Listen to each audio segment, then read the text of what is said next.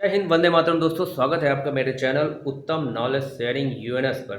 और आज knowledge sharing की सीरीज़ में आगे बढ़ते हैं और एक बहुत ही वायरल न्यूज़ जो पूरे वर्ल्ड मीडिया में छाई हुई है उस पे हम बात करने वाले हैं। हम बात करने वाले हैं इज़राइल और हिजबुल्लाह वार की। जैसा कि इज़राइल पिछले काफ़ी महीनों से युद्ध में है। इसके पहले वो हमास के साथ उसका कॉन्फ्लिक्ट चल ही रहा था और रिसेंटली उसका जो नॉर्दर्न बॉर्डर है जो लेबनान से टच होता है वहाँ पर हिजबुल्लाह पूरा एक्टिवेट था और हिजबुल्लाह बहुत ज़्यादा रॉकेट फायर कर रहा था इज़राइल पर। तो इज़राइल ने हिजबुल्लाह के जो टॉप कमांडर हैं हसन नसरल्ला, जो पिछले 20-25 सालों से वहाँ पर एक्टिवेट था और जो बहुत ही सुरक्षित जगह रहता था। इतने मोटे बंकर थे, कंक्रीट की दीवारें थी।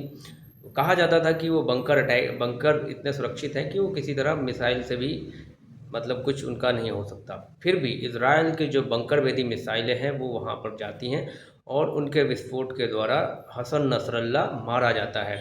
ये एक टेररिस्ट ग्रुप के लिए बहुत बड़ा सेटबैक है। अब देखना यह है कि ईरान की क्या प्रतिक्रिया है। और एक चीज़ निकल कर आती है कि अपने दुश्मनों को अगर ख़त्म करना है तो इज़राइल से सीखना चाहिए। इज़राइल ही एक ऐसा देश है जिसे पूरी तरह शत्रुबोध हो चुका है और उससे कैसे निपटना है वो भी उसे आता है। तो क्या आपको ऐसा नहीं लगता कि भारत को भी इसी राह पर चलना चाहिए और इजराइल से सीखना चाहिए? आप कमेंट करके ये चीज़ मुझे बता सकते हैं।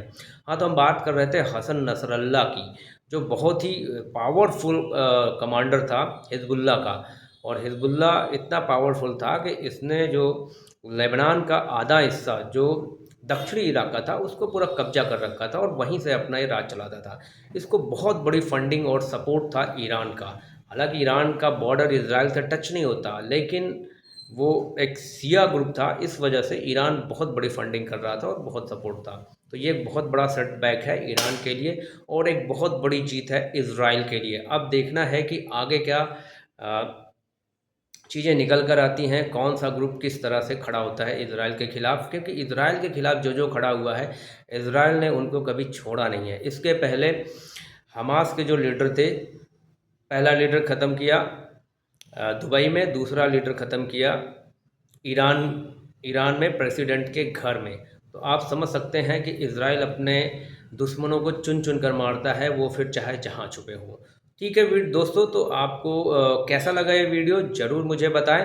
और अगर अच्छा लगा हो तो इसको लाइक कर दें। और सिंस ये मेरा चैनल नया है और इसी तरह के टॉपिक मैं आपके लिए लाता रहूँगा आपके नॉलेज को इन्हांस करने के लिए, तो कृपया चैनल को सब्सक्राइब कर दें और बेल आइकन दबा दें। तब तक के लिए धन्यवाद। जय हिंद।